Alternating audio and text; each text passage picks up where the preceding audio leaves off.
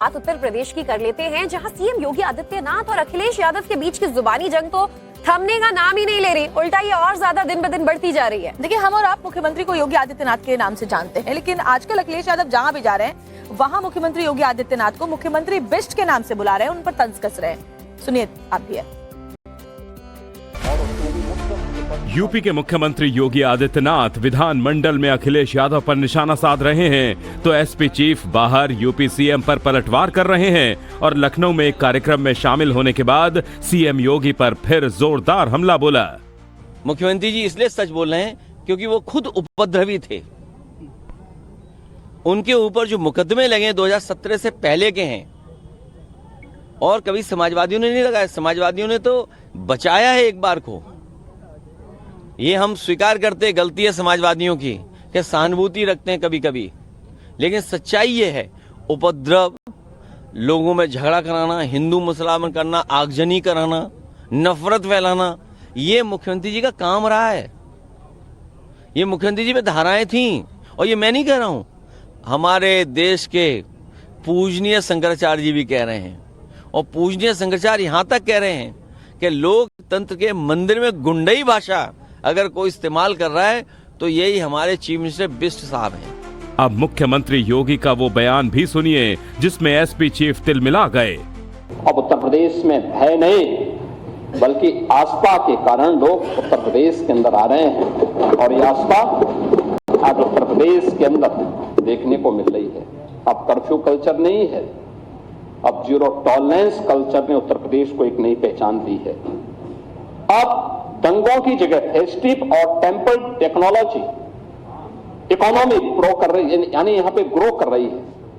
जो पहले उत्तर प्रदेश के अंदर एक भय की दंगों के कारण अव्यवस्था थी, आज उसकी जगह उत्सव है, यानी फेस्टिव एंड टेम्पल इकोनॉमी प्रदेश के अंदर ग्रो कर रही है। 2017 के पहले सत्ता के संरक्षण में पल रहे गुंडे और माफिया एक समानांतर सरकार का संचालन करते थे।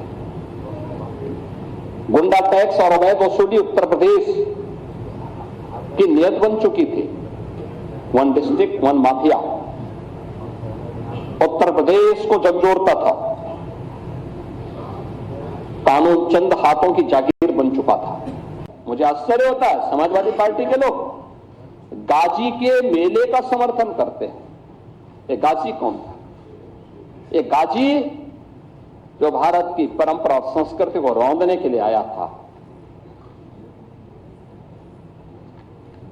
श्रावस्ती के तत्कालीन नरेश महाराज सुहेल देव के नेतृत्व में हिंदू राजाओं ने उसको रौंद डाला। सम्मान महाराज सुहेल देव को मिलना चाहिए था। सीएम योगी आदित्यनाथ यहीं पर नहीं रुके। उन्होंने कहा कि बीजेपी की डबल इंजन की सरकार ने यूपी की पहचान बदल दी है। मुख्यमंत्री योगी ने कहा कि आज दुनिया भी इस बात को स्वीकार करती है कि उत्तर प्रदेश में बदलाव आ गया है।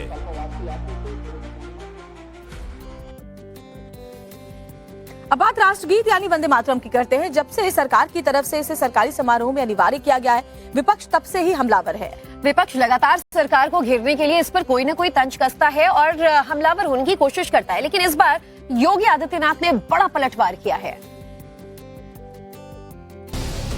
समाजवादी पार्टी के सांसद जियाउर रहमान बर्क ने वंदे मातरम को अनिवार्य किए जाने पर सवाल उठाए हैं। ये चीज लागू करने से कौन से व्यक्ति का या मुस्लिम समाज को छोड़ो, हिंदू समाज के हमारे भाइयों का भी कौन सा सम्मान हो जाएगा, या उनको कौन सा रोजगार मिल जाएगा, या उनका कौन से कॉलेज यूनिवर्सिटीज इस चीज से खुल जाएंगे, कौन से फैक्ट्रियां खुल जाएंगी। सिर्फ मुद्दे को डाइवर्ट करना है और ये उनकी पहले से नीति रही है। अभी संसद के अंदर विपक्ष ने पूरी मजबूती के साथ में सरकार की गलत नीतियों को आईना दिखाने का काम किया है, इसलिए उससे मुद्दों से भटकाने के लिए इस प्रकार की चीज को लाया गया। समाजवादी पार्टी के सांसद ने जैसे ही वंदे मातरम को लेकर सवाल खड़े किए तो इसका करारा जवाब सीएम योगी आदित्यनाथ ने यूपी विधानमंडल में दिया। आक्रांताओं को महिमामंडन करना, देशद्रोही तत्वों के समर्थन में बयानबाजी करना या राष्ट्रीय प्रतीकों के प्रति अपमानजनक टिप्पणी करना, ये किसी राष्ट्रद्रोह से कम नहीं।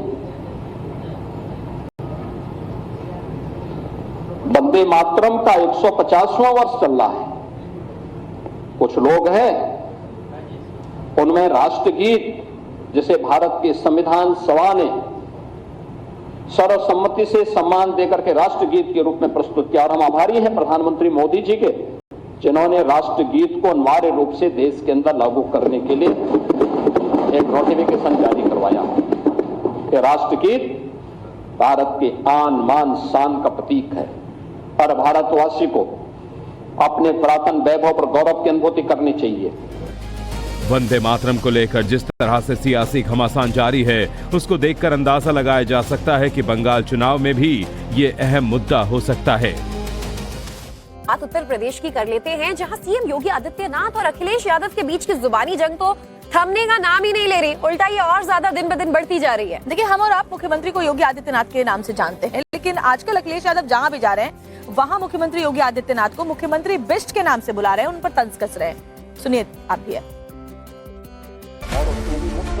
यूपी के मुख्यमंत्री योगी आदित्यनाथ विधानमंडल में अखिलेश यादव पर निशाना साध रहे हैं, तो एसपी चीफ बाहर यूपी सीएम पर पलटवार कर रहे हैं और लखनऊ में एक कार्यक्रम में शामिल होने के बाद सीएम योगी पर फिर जोरदार हमला बोला। मुख्यमंत्री जी इसलिए सच बोल रहे हैं क्योंकि वो खुद उपद्रवी थे। उनके ऊपर जो मुकदमे लगे 2017 से पहले के हैं, और कभी समाजवादियों ने नहीं लगाया, समाजवादियों ने तो बचाया है एक बार को। ये हम स्वीकार करते, गलती है समाजवादियों की कि सहानुभूति रखते हैं कभी कभी, लेकिन सच्चाई ये है, उपद्रव, लोगों में झगड़ा कराना, हिंदू मुसलमान करना, आगजनी कराना, नफरत फैलाना, ये मुख्यमंत्री जी का काम रहा है। ये मुख्यमंत्री जी में धाराएं थीं, और ये मैं नहीं कह रहा हूं, हमारे देश के पूजनीय शंकराचार्य जी भी कह रहे हैं, और पूजनीय शंकराचार्य यहां तक कह रहे हैं कि लोकतंत्र के मंदिर में गुंडई भाषा अगर कोई इस्तेमाल कर रहा है तो यही हमारे चीफ मिनिस्टर बिष्ट साहब हैं।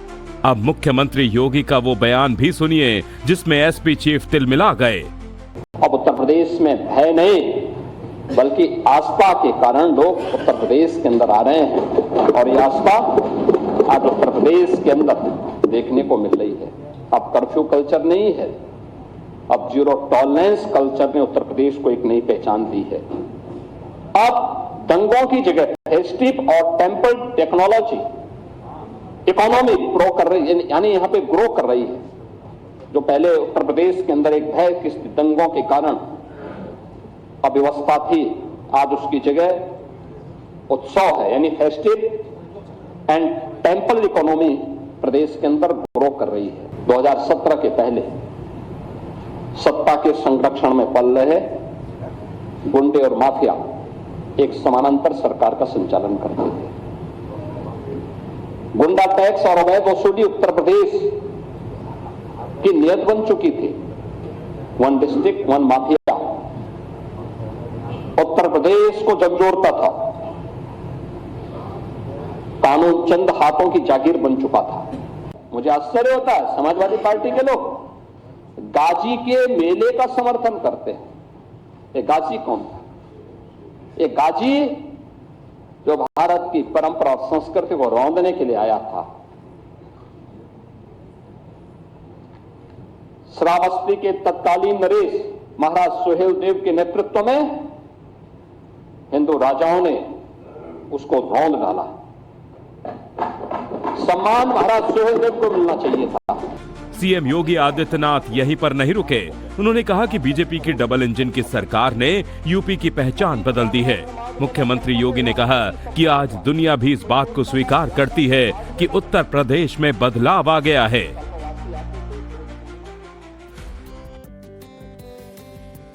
अब बात राष्ट्रगीत यानी वंदे मातरम की करते हैं। जब से सरकार की तरफ से इसे सरकारी समारोह में अनिवार्य किया गया है, विपक्ष तब से ही हमलावर है। विपक्ष लगातार सरकार को घेरने के लिए इस पर कोई न कोई तंज कसता है और हमलावर होने की कोशिश करता है, लेकिन इस बार योगी आदित्यनाथ ने बड़ा पलटवार किया है। समाजवादी पार्टी के सांसद जिया और रहमान बर्क ने वंदे मातरम को अनिवार्य किए जाने पर सवाल उठाए हैं। ये चीज लागू करने से कौन से व्यक्ति का या मुस्लिम समाज को छोड़ो हिंदू समाज के हमारे भाइयों का भी कौन सा सम्मान हो जाएगा या उनको कौन सा रोजगार मिल जाएगा?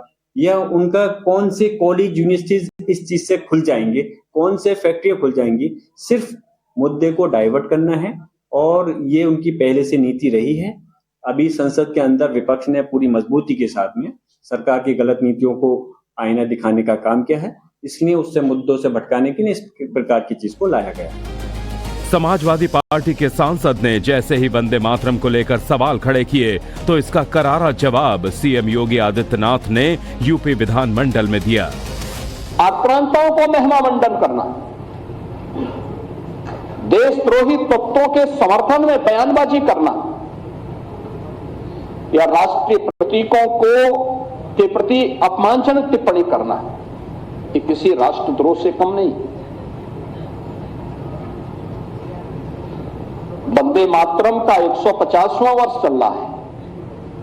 कुछ लोग हैं उनमें राष्ट्रगीत, जिसे भारत के संविधान सभा ने सर्वसम्मति से सम्मान देकर के राष्ट्रगीत के रूप में प्रस्तुत किया, और हम आभारी हैं प्रधानमंत्री मोदी जी के, जिन्होंने राष्ट्रगीत को अनिवार्य रूप से देश के अंदर लागू करने के लिए एक नोटिफिकेशन जारी करवाया कि राष्ट्रगीत भारत के आन मान शान का प्रतीक है और भारतवासी को अपने पुरातन वैभव पर गौरव की अनुभूति करनी चाहिए।